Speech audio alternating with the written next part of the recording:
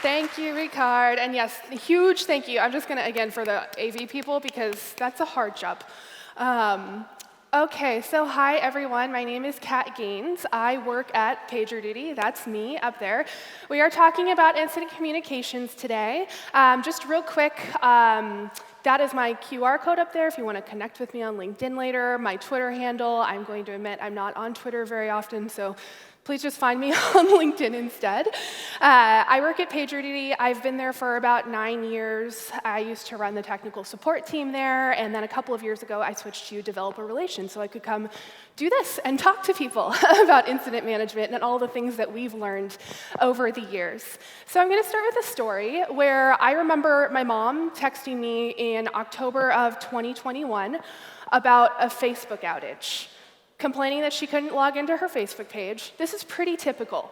Something goes wrong on the internet, and she assumes that I can fix it because I work in tech.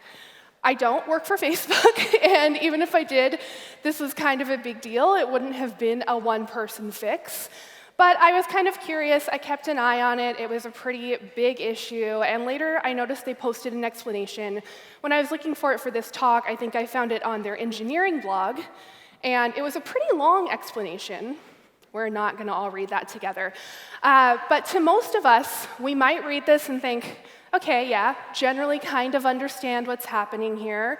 That must have been a hard day, a lot of hug-ups to those folks. But my mom is not me. She is a little old German lady in her 70s, and I've worked for PagerDuty for 9 years, and it took her maybe 8 of those to really understand what I do, and I'm still not completely convinced that she gets it when she says that she understands what I do for work, but that's okay. She's happy. She's proud of me. So if she had seen this message, which thank God she didn't, it was just me, she wouldn't have known, of course, that there were things like status pages or engineering blogs, things like that to check. And even if she did, she really wouldn't get it. This would have been at least 3 hours of conversation between her and I explaining what they mean. So my point isn't to shame anyone. I'm not trying to shame Facebook, Meta, or anyone, but it's really just to highlight some opportunity. You have to speak the same language as your customers. You have to know who those customers are, and you have to cater your language to them, especially when you're writing a status page update. A lot of us don't have insight into how certain teams and brands decide to make their communications decisions in moments like this. But sometimes, if there's someone advocating for customers and their understanding of the issue, they could stand to have a little more say in the final messaging itself. Plenty of us, if we work in tech, we work in software, we could understand this, and some of us still do use Facebook, but so do plenty of little old 70-year-old ladies. And again, point isn't to shame. We've all made mistakes like this. I've made communications mistakes in my time. I think everyone I know has. No one is perfect. And we'll keep doing it. We're imperfect. We will keep doing that periodically. But we can really learn something here, which is the importance of involving your customer-facing teams in those critical moments to make sure that we're translating correctly to ensure that your customers understand.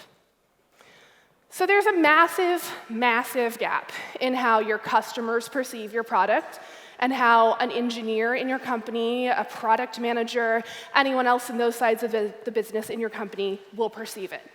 For the purposes of this conversation, I'm setting aside the best practices that we all know that should enable everyone in your business to really understand your customers, to know the voice of the customer, your customer sentiment. You've probably heard those terms thrown around a lot by your customer-facing teams.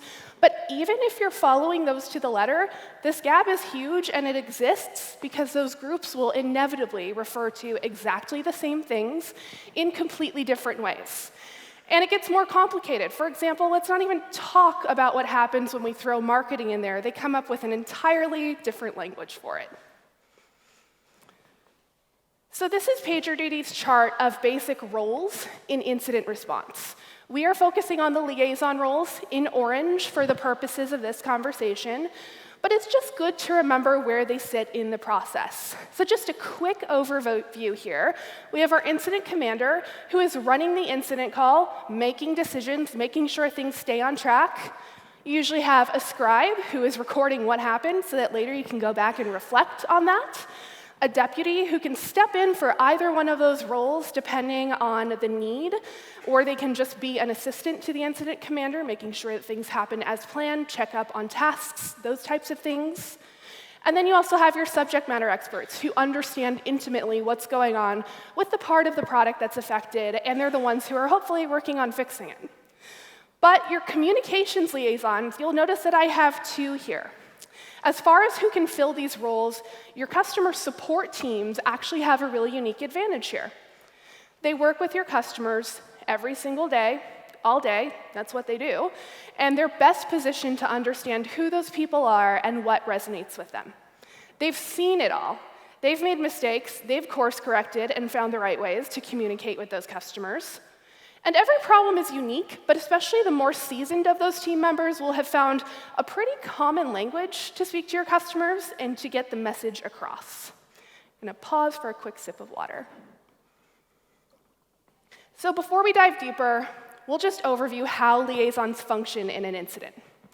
Your communications liaison, again, this is the overarching role that I'm talking about. It's the link to your customers and your stakeholders throughout the incident itself. It's really important for the rest of the command staff to be able to focus on the problem at hand instead of worrying about crafting messages to customers. You really can't do both of those things at the same time. So this role can sometimes be an all-in-one type role. I know on the last chart I had it broken into two, but for a lot of folks it can be just an all-in-one. But it can be broken into two, one for customers and one for your internal stakeholders, other employees who need clear messaging on what's going on, but who aren't involved in the incident itself. So we can look at how both of these work. Your customer liaison, they're the primary individual in charge of notifying your customers of current conditions, and they're also in charge of informing the incident commander of any relevant feedback they're hearing from customers while the incident progresses. That liaison should be doing a couple of things: listening to the incident call. If you have a Slack room or another chat room where conversation is happening about the incident, they need to have an eagle eye on that and keep track of what's going on, understand how the incident is progressing. For example, is it still investigating or is it close to resolution? They should also be tracking incoming customer support requests, so they have to be in kind of a lot of places at once. They need to understand and report on the customer impact that the incident is having. So that's why it's really useful. We call it a customer liaison. We don't prescribe necessarily who has to be filling that role, but it can be really useful to have that person be part of a support team already. It's also worth noting that, again, these are the folks who are thoughtfully crafting messaging to your customers all the time. They understand their language. For example, you wouldn't want someone to report a full-scale outage to a customer during an incident if that's not what's happening. That could imply that, of course, something is very, very wrong, will stress your customers out further. And so instead, these folks are specially trained. They know how to tweak phrasing, say things like service disruption instead, to minimize concern and panic as much as possible. And then your internal liaison. So this person is in charge of notifying stakeholders of the current conditions. Anyone in the business who needs to know what's going on. That might be the rest of the support team, it might be a sales team, it may just be other people in the company who are curious, executives who could otherwise jump in and distract from the incident resolution itself. And then they're also responsible, again, for coming back to the incident commander, letting them know of relevant feedback from those stakeholders in case there's something important or critical as the incident is progressing. So if you're using incident response software, it could be PagerDuty, it could be something else. This can often be automated a little bit. You can't always fully automate it, and if you can't do that at all, if you don't have the tools to do that, that's okay. The person in that role just needs to be someone who is really aware of the appropriate internal channels for disseminating those updates. In either role, the incident commander is also going to give that person feedback. They'll instruct them to create notification messages, to keep everyone in the loop updated at various points throughout the call. And then those liaisons will be required to craft the message, make sure they get approval from the incident commander before just going ahead and posting it. And then they want to, of course, disseminate that message to their customers or stakeholders last. So aside from just communication, customer support can also provide all kinds of actual support during an incident. We're talking about communication here, but it's important to know that these folks can provide a lot of value to your team. They can do things like aggregate the customer issues to give you a really clear view of how many people are reporting the issue, or even just a little bit of a view into what symptoms they're experiencing that you may not be aware of from just looking at the monitoring or what's happening. They can help you prioritize SLAs based on customer reports. Maybe there's a set of customers you could speed things up for, optionally if you needed to. They can play double duty, again, as an internal liaison if needed. That is, I'm going to caution, having one person watch a lot of things at one time. But I've done it. It's possible. It's just not comfortable, especially as your company grows a little bit larger. And they can provide support with data in any post-incident follow-up actions. We'll talk about a couple of those things in more detail in following slides. Oh, yes. So, getting into how we do this. It starts with just laying a foundation to make sure that you have the structure to make it happen. Your first step is making sure that your customer-facing teams just have enough info to do the job. A customer liaison should, of course, be involved in your incident response, but you also have to treat that team as a stakeholder yourself. Don't rely on an internal liaison to do it, so that they are equipped. And when I say that, I'm talking about not just during an incident, but wholesale in terms of how you interact with them day to day. During an incident, those internal stakeholder communications can proactively provide some situational awareness, some transparency around the customer impact, and those updates should also be as proactive as possible so no one is caught off guard. That sounds a little bit wrong. Incident response is by its nature reactive, but as soon as you know that something is happening or you anticipate where it might go, you can fold that into those internal updates. And having a really well-defined internal communications process during your incident can really benefit your whole team. It can provide a more consistent understanding of the incident itself across the organization, make sure there's some broad, real, in-time awareness of the impact of the incident. There's no one asking, well, how big is this? How affected are we? How many of our customers are experiencing this? And make sure, most importantly, I think that you have a really consistent incident narrative to share externally. You don't have different teams saying different things because they're getting guidance from their managers or someone else who may have a different idea of what's happening. So this is some information you can include. Again, we're talking about the internal updates. You can include things like when the incident itself began, when did it start, just so that you know if someone says they're affected, if that actually falls in the right timing and scope. A brief description of any services impacted by the incident. You might be categorizing those as business or technical services depending on how you organize your infrastructure, but you want to make sure that you clarify what those are and what they do. If you know any impact that the incident is having on customers. If you don't, again, that's okay, but if you have that information, include it up front. Where to find more information. So this is an important one. You do have to make sure that people know where to go. Again, if there's a chat channel, we use Slack channels at PagerDuty. If there's a call bridge that they should be joining, maybe there's a restriction on that, like only if they're a subject matter expert or someone else invited to the call. But make sure that everyone knows how to find that quickly so they don't have to go diving into a wiki to understand where it is. The location of any status pages that you might have. You might have internal status pages. We all probably have external status pages, but you may also have an internal one that people can just follow along with internally so they're not asking too many questions. Guidance on how to respond when customers ask you for more details. This falls into that consistent narrative piece. And then how often do you expect updates? We're going to talk about cadence a lot in a couple of slides, but this is kind of your first taste of that in this process. You're also going to want to consistently work with that team, again, as I mentioned a few minutes ago, outside of the incident response call. There are a few examples here of terms that you should be explaining to your support team. It's really best if you already have a close relationship with them, but if not, there's no time too late. Please start working on it now. Let them ask questions, even if those questions feel a little proby or, why do you want to know that? You want to support building a relationship between their team and yours.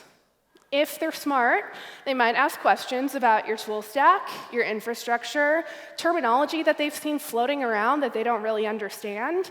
And again, please don't be standoffish. Let them ask. Help them. If they understand your world, they're better going to understand what is happening when that world is not functioning as expected. So there are a couple of things that you might want to share with them. Things like tools and systems that you have in use.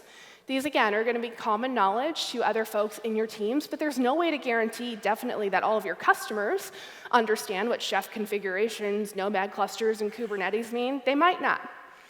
Things like internal tools that have been built, the naming conventions that come with them, those become a really silly language sometimes that is only spoken by people who work at your company.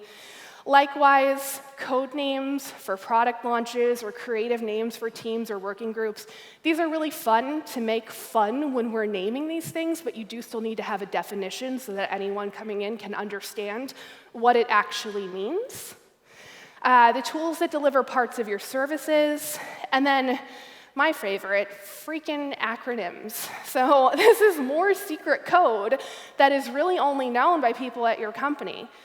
And it's very easy to say, well, it's commonplace. Everybody knows what that means, right? This is the world we live in. But even if you think it's commonplace, I've got a good example up here. If you know, you know. But please don't make it so you have to know. That's a mouthful. So even if you have some process in place with these teams, but you haven't shared these details, again, it's really a better late than never strategy. Please go ahead and start now. So after you have that foundation set up, you want to make sure that that team has the tools they need just to get the job done when communicating. So first of all, in their toolkit, where do they get info? It's really crucial that they know where to get that info in a really scary moment for them. You want to have a channel of information established. So for example, at PagerDuty, there are multiple ways support can get information. There's the good old classic Jira ticket. There's the PagerDuty app itself, which integrates into support tools like Zendesk and Salesforce Service Cloud, and I think a few more, and a Slack channel where information is readily available when something is happening. So those tools and channels have to be figured out early for this to work. That's why I say figure it out now, because you're not going to want to do it in a critical moment or right after a really gnarly incident has happened and you're trying to figure out how to make it better next time. They also need to know the process. They have to know their role in incident response.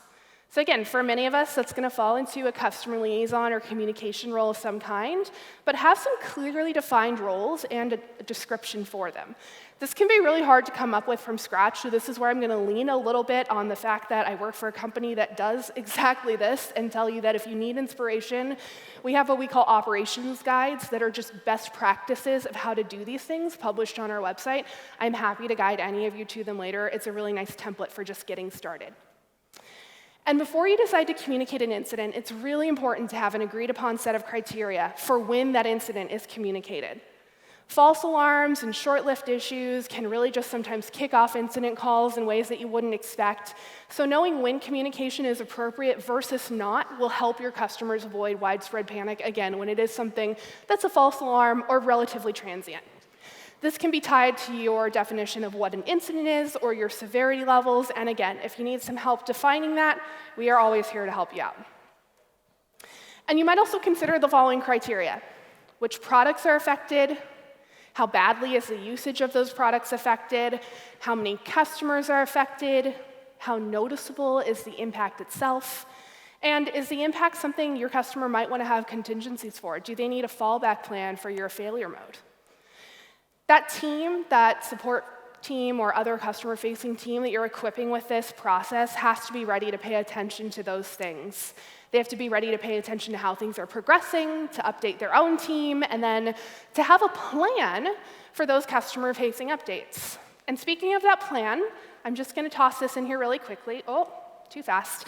I cannot strongly enough recommend having some templates for incident communication. It sounds a little bit just like something we don't want to do at a knee-jerk level, that we don't want to have canned language or sound too robotic about something. But we'll talk a little bit more about what these look like in a couple of minutes. It's really just your first line of defense to have something where you don't need that team to come up with language from scratch. There is a template there that they can follow. It can still be unique. They can still make sure that there's a human voice behind it. But they can really cover different stages of an incident, both for the standard issues and special situations. Again, we've got a little more on those in a couple slides. So now, after we've done those things, It's time to start thinking about how to break it down for your customers. The very last thing you want as maybe an incident commander or the subject matter expert or just someone else hanging out in the call is to be asked to draft communication yourself. I've seen incident calls where someone jumps in and says, well, can that engineer who's the SME for this, can they just draft the communication? And the response is, of course, no. They're trying to fix the issue. Could we let them do that instead? So start fresh. Make sure you have a customer liaison in the incident call, listening to what's happening as close to the very beginning as possible once you realize it's customer impacting. And then when it's appropriate, they can draft their understanding of the issue, and they can ask for a review. In that communication, they should be thinking about the customer perspective. If an internal system is being referred to, their first job is to identify what that maps to on the customer side. So to equip them to do this, I'd recommend that you have some kind of system map for them internally as well. You might already have one, and it could be too much of a deep dive for this purpose if it's something that you're using day to day. So you might want to work with support with their leadership or with someone else on their team to just have a quick, easy, maybe high-level one for them that offers some quick translations into which parts of the system perform which functions for your end product and what's customer-facing. And then for those communications, some things the liaison will want to keep in mind and that you can help them with when reviewing are to keep the terms as basic as possible. If there isn't clear terminology, pivot instead to describing just what's impacted in the product itself. What symptoms might a customer see? How will it break their experience? They might be able to get this from their peers, but make sure to train them that if they're not sure, they should always feel empowered to ask the incident commander to pipe up in the call and say, hey, I need help with this, at least in an appropriate moment, and get that feedback so they're drafting the right communication. We also want to, again, define terms. So back to our internal defining terms, this is the external side. We need to define those terms for clarity in communication. It can be as simple as if you say infrastructure and you actually mean a server, you can say so. And when you have the more vague term and you want to use the more specific term, you can either just put it in place of the vague word, or if you really need the vague word in there for some reason, just put the specific term in parentheses just to define that. And then quality over quantity, we want to keep it as short and sweet as possible. Just essential information only. Don't bog down the customer with a bunch of extraneous information that isn't going to actually help them. You also need to set expectations. So they need to understand, when are they going to hear an update again? When are they going to be able to see a little bit more around what's going on? If we don't have a lot of info yet, when are we going to have that for them? We'll talk in a moment about cadences and being able to realistically set those expectations. You also want to update with meaningful context. Again, a little bit more on that coming in a moment, but make sure it's always something they can actually act on, not just fluff. And then provide follow-up information. When all is said and done, how are they going to follow up? Where are they going to hear more? So we've done both of those things, and now once the process is laid out, we can do the thing, we can communicate. I'm going to give you a really hot tip here. You don't have to have them do this for the first time ever during an incident itself. That is a really hard way to crash and burn right into the deep end. If you run game days, we call them failure Fridays at PagerDuty. You might call them incident simulations. I'm probably missing a couple. But if you do any of that already internally to prepare for your own incident response process, please include your customer-facing team and include the communications process as well for a dry run before the real thing ever happens. You can even set them up with a sandbox status page so that they can go in and know how to post on there and know what all the buttons look like so they don't have to face it for the first time in crisis. Practice really does make perfect. But then when it's time, your first communication, we're going out. It should indicate that an incident is really under investigation. That's it. That's all you can really say, usually in the first communication. The goal here is just to avoid your customer experiencing the symptoms of the incident, checking your status page, your Twitter account, somewhere else where they think they might see that that's something that's happening, and not seeing awareness of the issue from the business. You really don't want that look as often as possible if you can avoid it. There should be decision and posting of the initial communication within 5 minutes of kicking off the call. That might sound so fast. It sounds really fast to me still, even when I say it. It sounds a little scary. But again, you're not going to know a lot about what's going on. You're just going to know that something is broken. And that's enough to tell your customers that, yep, we're aware of it. We're looking at it. Again, your templates come in here. These messages can be totally templated for ease of action. Something simple, this piece of the product is down, we are investigating what's happening, we will let you know more soon. That's all you have to be able to say. It can be very minimal in revealing scope. You're probably not going to know yet, but it should indicate that there is going to be scope coming soon, that you're not just going to leave them in the dark. And then your next communication. Again, kind of quick, within 5 minutes of the first one, once you have some scope of impact that's known. That might feel like there's no way you'll know within 10 minutes, but actually, usually within 10 minutes, you've started looking into things. You have a little bit of, okay, here's what it definitely isn't, at least. And so you can outline anything you do know. Again, it might be minimal, but just tell them what you have. Things like customer impact, how many of your customers are affected. This might not go into the external message, but at least your internal teams can understand that. Any updates of which components or functionality are affected of the product, your customers should probably know that part. And then any regions which are affected, if applicable. And then depending on the length of the incident itself, you're going to want some periodic updates. Those are going to be necessary.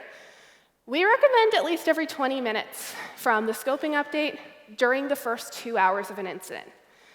After 2 hours, you might choose to update with reduced frequency if it looks like this thing is going to stick around for a while. You might shift to a long incident communication model, and we're going to go into that in a slide just down the line here. But regardless of the expected frequency, when the degree of impact has meaningfully changed, that's when your updates should be posted. That actually, if anything, is the only rule, meaningful change. And so your cadence might change a little bit based on that. We have our recommendations, your best practices, but if you are posting too often and just giving them fluff, that's not helping. And if you're posting too little and they have no idea what's going on, that's not helping either. So when I talk about meaningful change, what I mean is those updates should indicate any changes to impact or scope of the incident itself. They should indicate if you think you might have shifted into recovery or mitigation steps. Even if you're not declaring full recovery, if you think you're on your way there, say that. If you're wrong, that's okay. Say that in the next update. But then provide an expectation of when the next update will be posted. Again, so they know what to expect.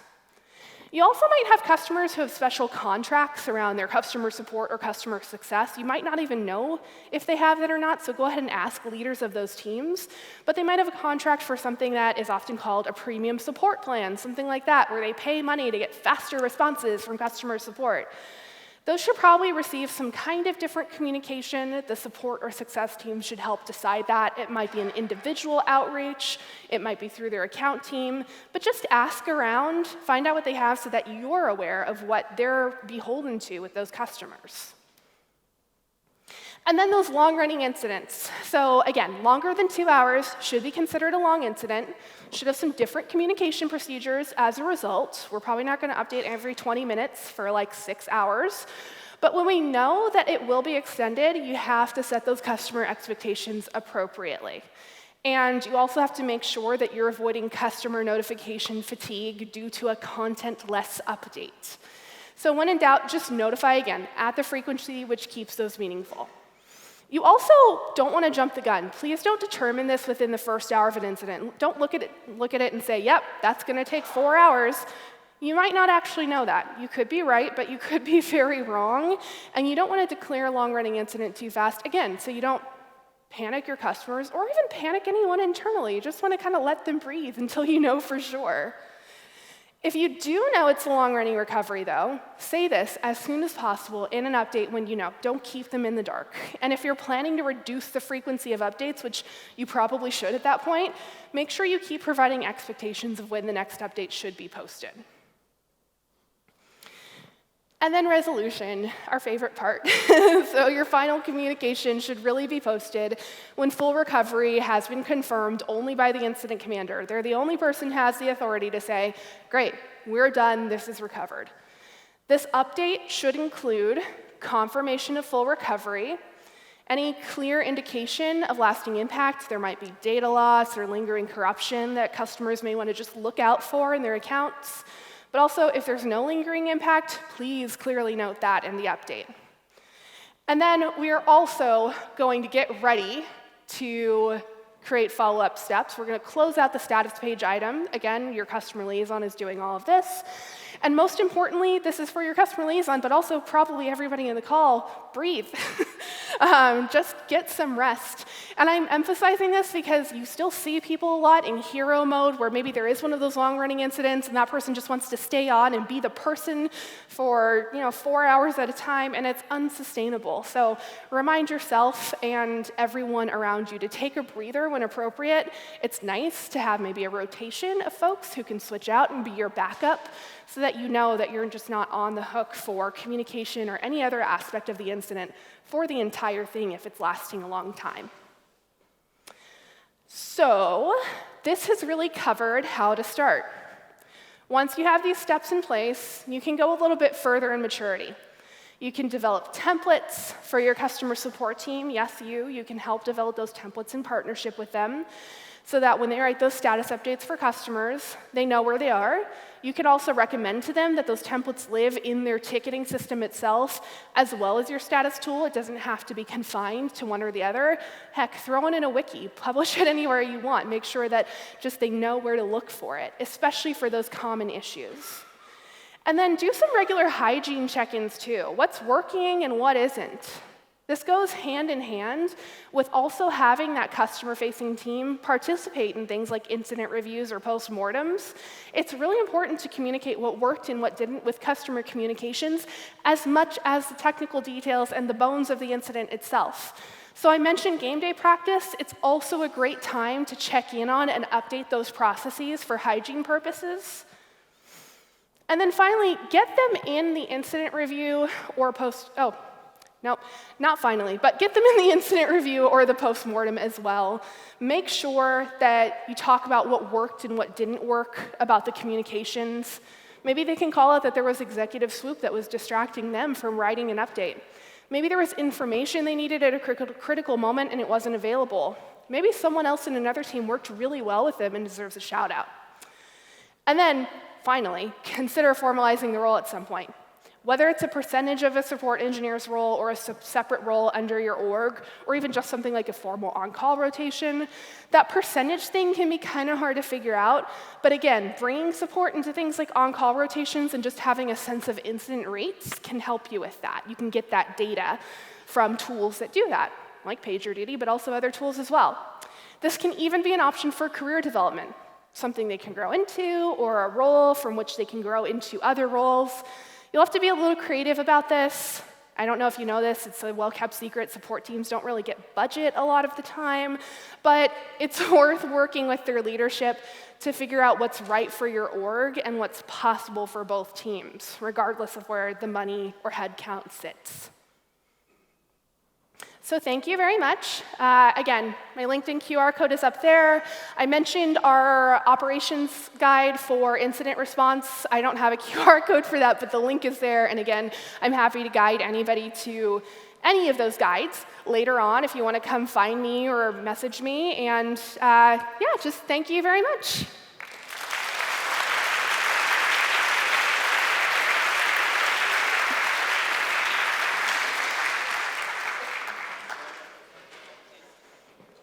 Okay, yeah, we have some questions. Great. They are more of your opinions, so maybe personal opinions are sometimes complicated. Well, the first one is one that I'm also curious about.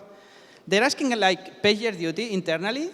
You obviously, hopefully, use PagerDuty, but do you use a separate instance in case the main offering of PagerDuty goes down? Yes. If you can disclose these things. Yeah, no, I'm actually going to guide everyone to a really... I'm sorry.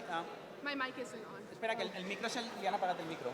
Que el seu micro no se sent. Now, you can go. There it is. Okay, yeah, we have it's at this point a really old blog post, but our head of operations at the time wrote it. It's called Who Watches the Watchmen. It's on our blog. It goes into extreme detail about it. It's still mostly accurate, so please go read that, because otherwise I'd just be reading the blog post out to you from the stage. So they're asking like, okay, apparently there was a massive outage in Cloudflare, and they did a live webinar with Q&A, kind of open. What's your opinion on being so open and exposed? Yeah. Is it like dangerous? Well, it's obviously, you know. On a personal level, I kind of love it. You have enough comfort with your systems to have that transparency with your customers. You're showing that you trust their customers, and in turn, they can trust you. My words are complete word salad right now. You trust them, they can trust you in turn. That's going to really depend on doing those types of things. If you can find that comfort, you still might obscure some details. If you have that kind of thing, you probably have to have some extensive conversation ahead of time about what's appropriate and not to say. Build it into your incident response process if you're interested in doing something like that. And like, do you advise against or in favor of automating, and whenever there's an outage, right? Yeah. The first thing you do, you put some status page. Are you in favor of doing some automated thing Absolutely. before? Yeah, just communicate, no? Yep, absolutely. Like, I'm in favor of that. PagerDuty as a business is in favor of that. You still have to have a human touch on it. You can't completely, wipe it out with AI or anything like that. But if you can automate part of the process to just make it easier on the humans doing it, please do so. There are a bunch of ways that, for example, you can automate some status page updates, like those quick templated ones that I was mentioning. Those types of things are great candidates. And the final one, like, imagine the outage goes on, so there's no update. Like, what do you put on the status page? We're still working on it, like maybe... Probably you probably have advanced in your investigation. So. Yeah, you still want to decide on, that's where that cadence switch comes in handy, so you're not doing that every 20 minutes, but maybe you can say, we're going to update every 2 or 3 hours. If you don't have a meaningful update, you still promise to tell them something, so you just say, I'm sorry, we don't have anything, we are still investigating, and maybe you consider extending your threshold a little bit longer if you don't think you're going to know something sooner, but just keep an eye on those thresholds and what's realistic to have information. All right, well, I think this covers most of them, so thank you very much, Kat, for coming to Barcelona all the way from San Francisco. Thank you so much. Oh, this is mine.